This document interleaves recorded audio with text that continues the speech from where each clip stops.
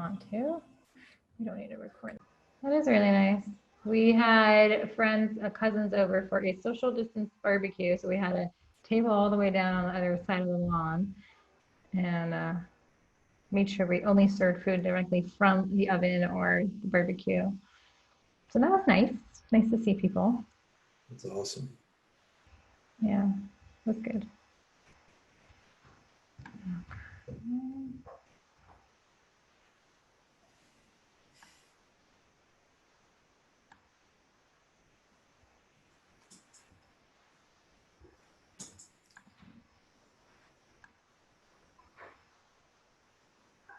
All right, give it another minute and then we will start. Sounds like a good plan. Yeah, at least the weather finally got nice around here. Mm-hmm. That will certainly help this quarantine out, being able to get outside and let the kids run around a little bit. Oh, yeah. Let myself run around a little bit. Yeah, absolutely. All right. Why is this not it?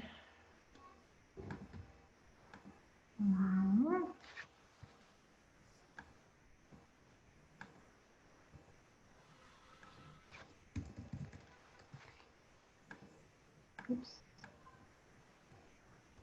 All right. I don't know why this isn't working. All right, shall we begin? Let me just. Yeah. Sounds good. Okay. All righty. Thank you everyone for joining today. As most of you know since you've been here before, so it's great to see your names at least again. Hopefully next week we'll get to see you in person or as in person as video can get. Remember we have a networking half hour after our next week's presentation. So we're looking forward to seeing you then. What our Thrive is about, just to recap, is that we want to provide organizations with the resources they need to grow and survive and succeed and do really well. So we're here to provide you and help you get successful as you can. Today's speaker is Ben Kimbrell. He's going to be talking about protecting your data with a remote workforce because the cyber game has changed. Ben is struggling this morning. Ben founded Global Harvest Networks in 2000. His company has evolved since then, and now GHN is a lot more than a technology company. When you work with Ben and his team, you get a trusted partner that's going to help you utilize technology to help your company function at its highest level. It's my pleasure to introduce Ben, and I know he's got a lot to talk about, so I'm going to turn it over to him right now. All Ben? right. Thanks so much. I appreciate that. So with COVID-19, there's obviously a lot of concern about cybersecurity, but I want to talk about this kind of outside of COVID-19, because while COVID-19 is kind of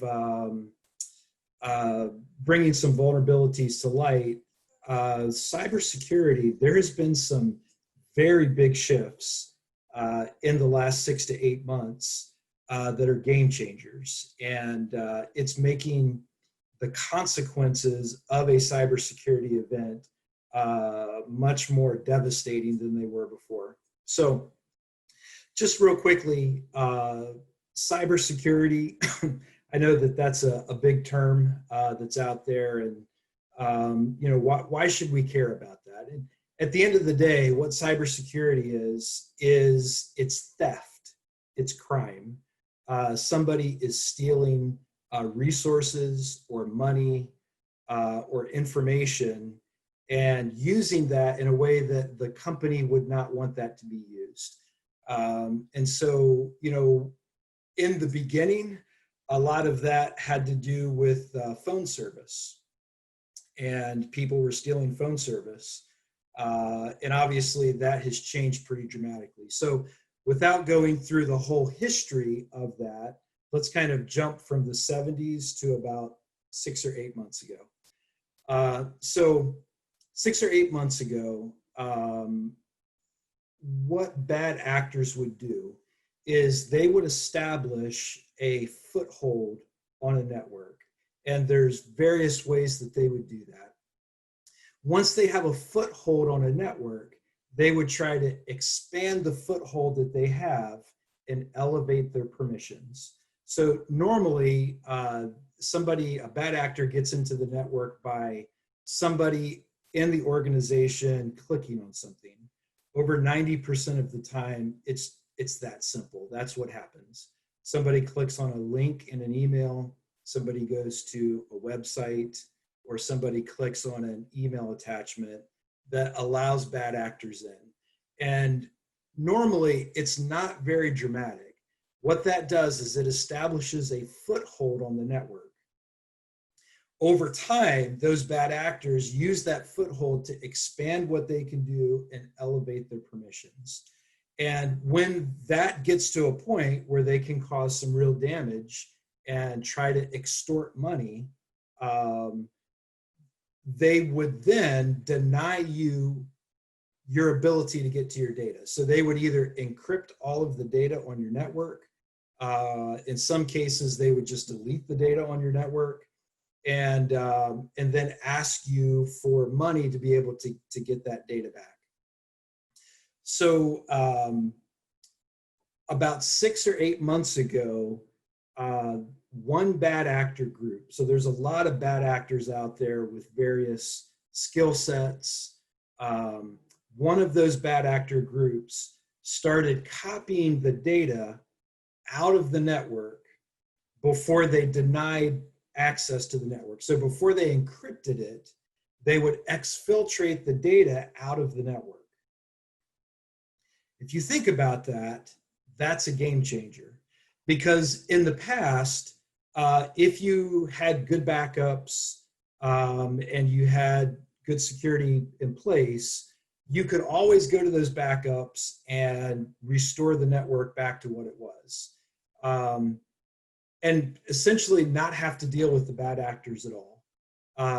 You could get around them and just kind of ignore them. Obviously, there's a hit to your business, but at the end of the day, you don't really have to deal with them.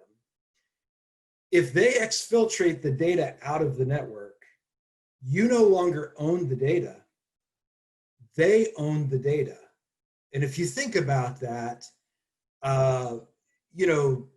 there's a lot of business consequences around that, not necessarily technical consequences, but business consequences.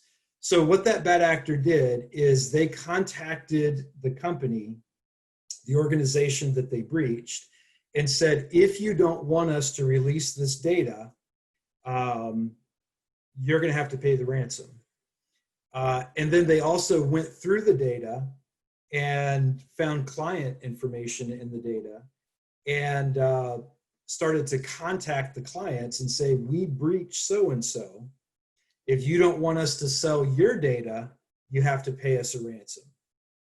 So not only were they communicating with the company that they breached, but they were communicating with that company's clients and blackmailing them.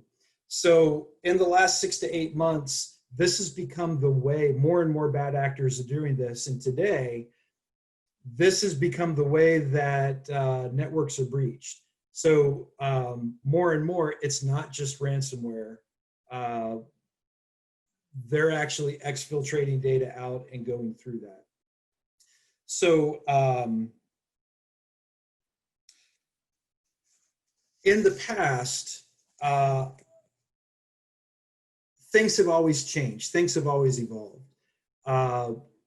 In the past, it's really been the same attack that has happened over and over again. But what has evolved is that the bad actors have become more and more efficient. They're able to do more with less, essentially. They're creating a good business strategy for themselves.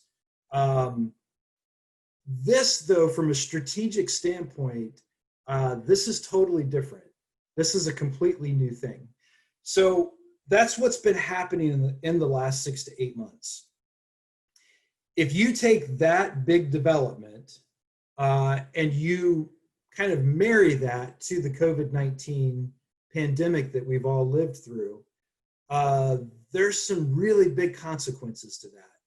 So as people are working from home, the networks have changed. So how people access the networks, what they're doing with the data, in many ways has changed. And the attack surface that the bad actors had to go after before was a business network and maybe some of the salespeople and some of the other people that were working remotely. On a dime in March,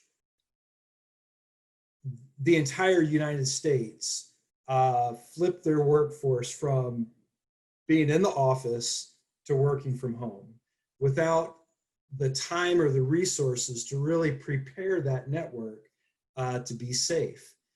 So the attack surface that the bad actors have now has dramatically expanded.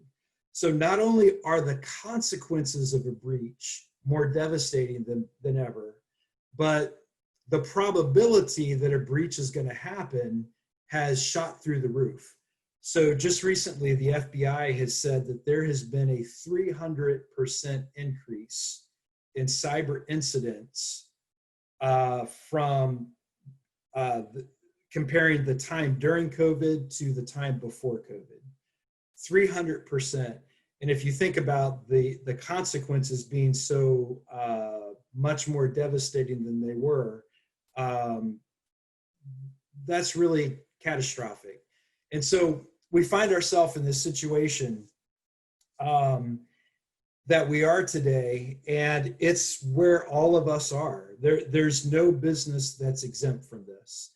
So I think in the past, the small to medium-sized business, which is the type of business that we work with.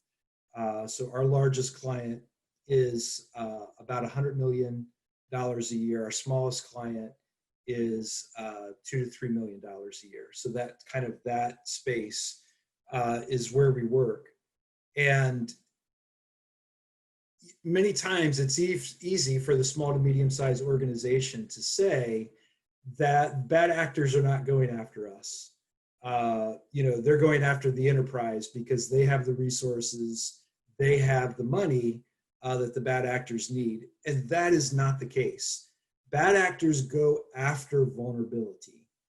They're criminals. They're evil.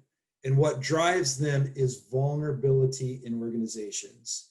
You have resources that they can use, and any type of business, any type of trust that you have, they want to prey on that trust and use that trust for their own benefit. So really what they're going after is vulnerability, and the sophisticated tools that they have today allow them to do that, and do that in a very efficient way. So what strategy do we need to combat this? Hey, Ben, can I ask you a question real quick? Yes, sir. You're talking about the bad actors are going after vulnerabilities.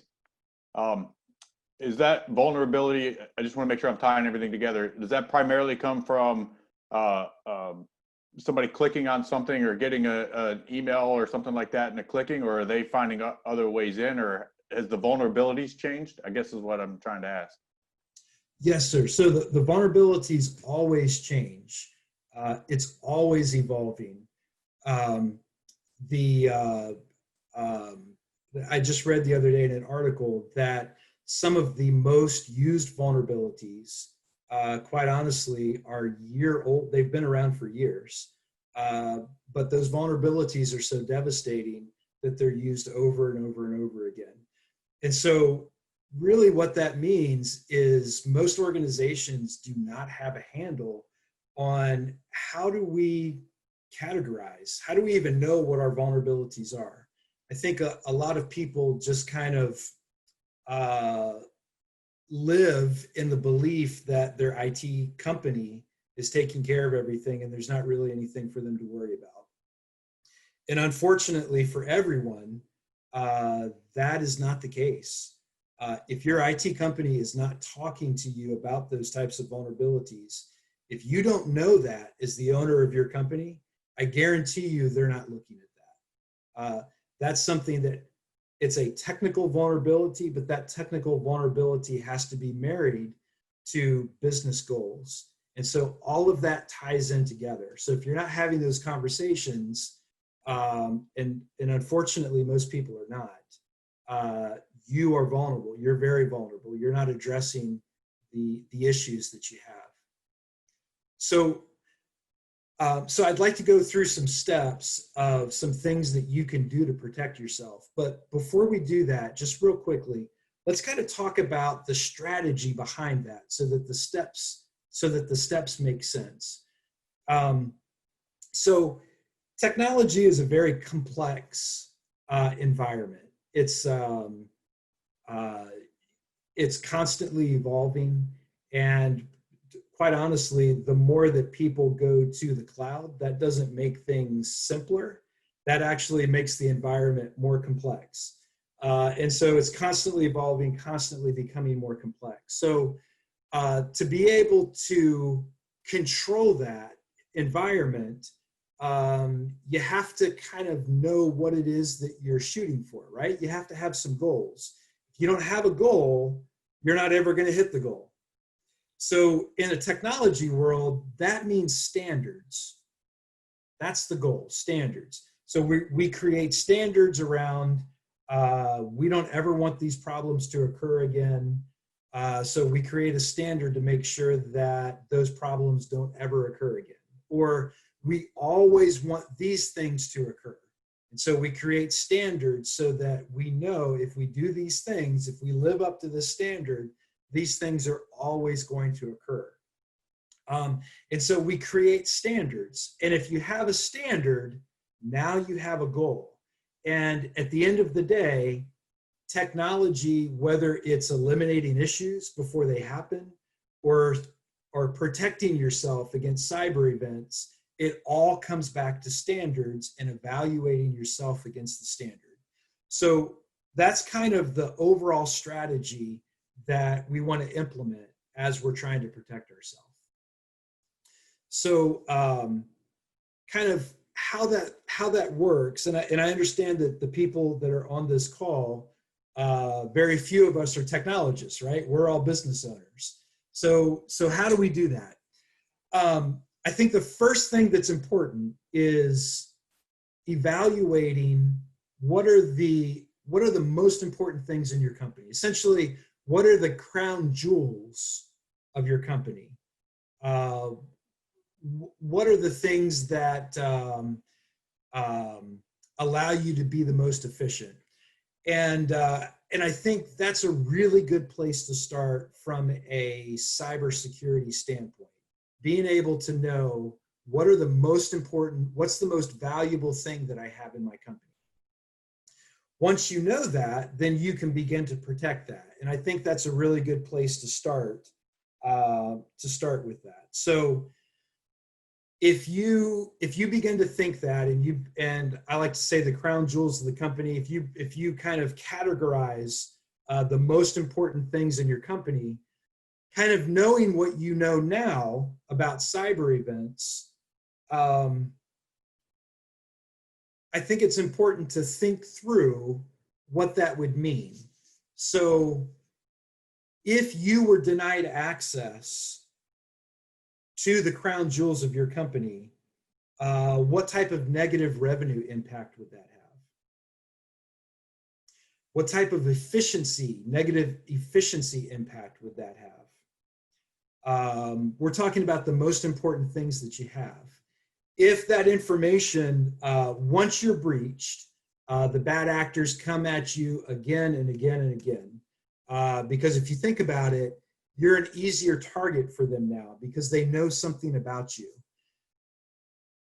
Because of this new change where they're taking all of the data out of your network, they don't just know something about you, they know a lot about you. Not just your data, but they know how you structure things, how you set things up internally. They're coming back at you again. And so even if you don't think about the criminals blackmailing you and blackmailing your clients, just thinking about they have all of your data and they're coming back at you again. What does that mean to you and your company, the viability of your company? And then obviously, what would it mean if they take that information and they start to come and contact your clients and blackmail your clients because you were doing business with them, and now your clients are also in this type of situation. So, what does that mean? For all of us, that's different. The consequences for that are a bit different. While all of those are devastating, but the consequences are different. So it's important to kind of think through that and know what those consequences are. So the next part of that is a bit tricky.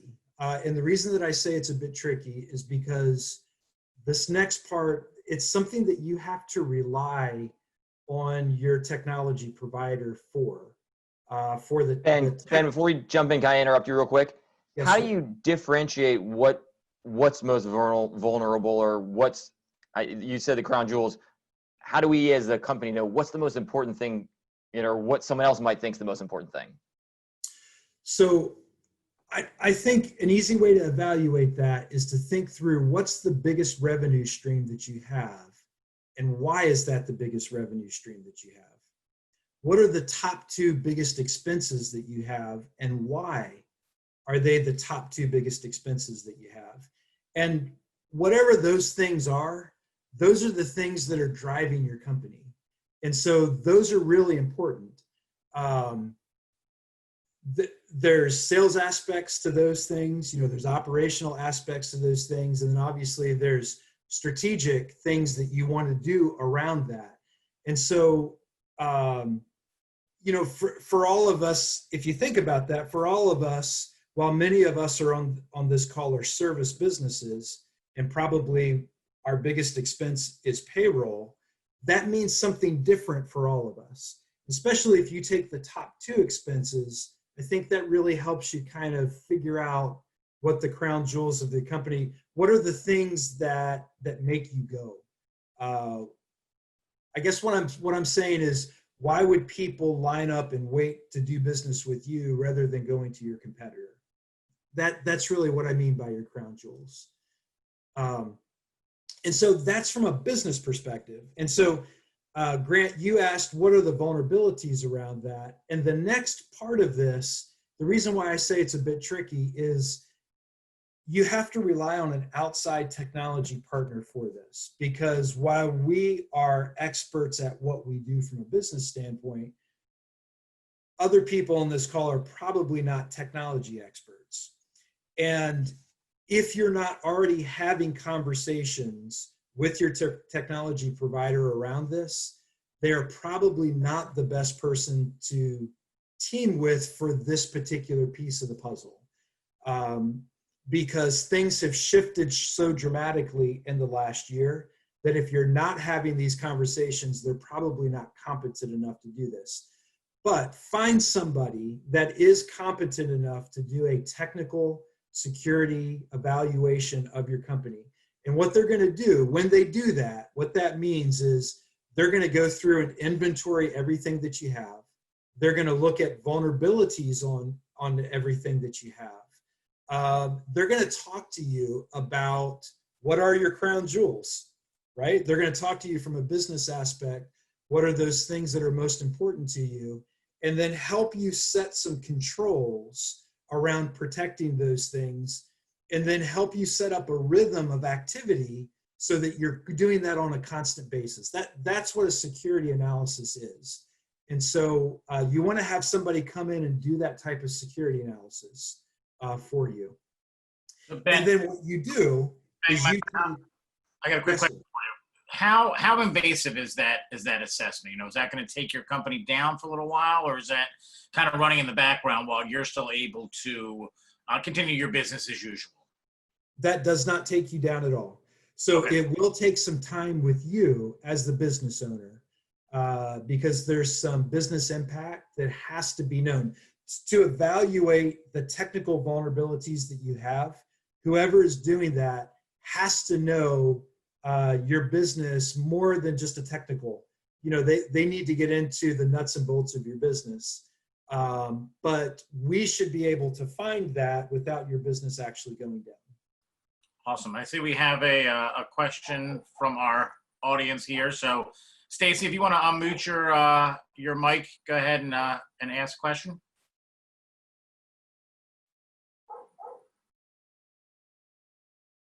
Oh, maybe not. I think we may have lost her. I think she may have hit the wrong button.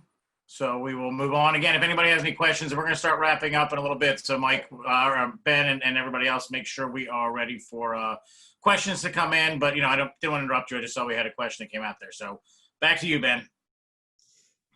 So what you want to do is you want to kind of marry those two. So what are the crown jewels of the company, and what are the biggest vulnerabilities that I have, technical vulnerabilities on my network, and where those two intersect each other? That's the most important place to start. Does that make sense? The greatest vulnerability that you have, where that intersects with the most important part of your company, that's where you want to focus. That's where you want to start. Well, it sounds like that's where, these attackers could really take you out of business. The little things that don't make that big of a difference. Granted, you obviously don't want them in there at all.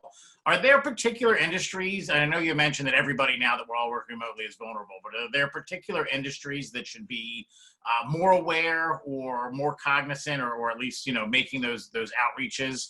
Or is this really across the board? If you're doing anything on the computer, you should be taking care of this? And are there particular warning signs you should be looking out for? That is a great question. So people who have regulatory compliance are going to have more at stake than companies that don't have regulatory compliance. So if you have to be compliant with HIPAA, or you have some other regulatory compliance that you have to be compliant with, obviously the consequences of not being compliant are much greater. With that being said, there's a lot of us that don't have regulatory compliance. But if you think back to the new threat and what they're doing, the devastation that is causing, there was just an article that I've kind of been following in the last week and a half.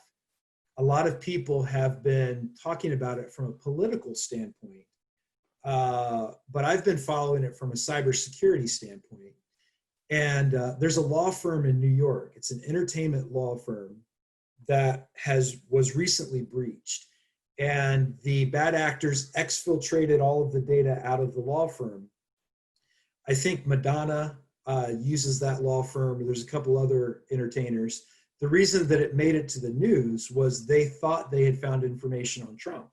And so all of the news outlets obviously were salivating, hoping for some information about Trump.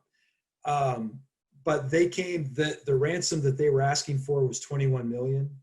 When Trump said that he would not pay any of that, they increased it to $42 million.